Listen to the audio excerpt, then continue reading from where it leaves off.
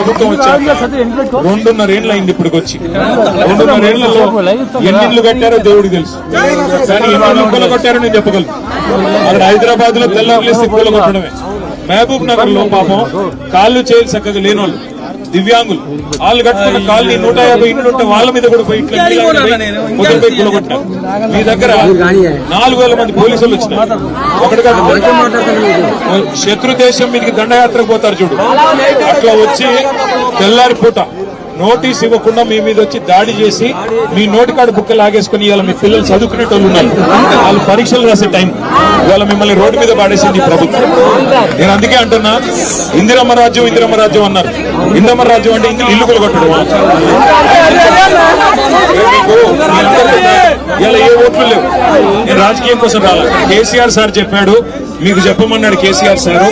మళ్ళీ మీకు ఇదే వెలుగుమట్లలో ఇదే జాగలో మీకు ఇల్లు కట్టించి మళ్ళీ గృహప్రవేశం కూడా మేమే చేయాలి.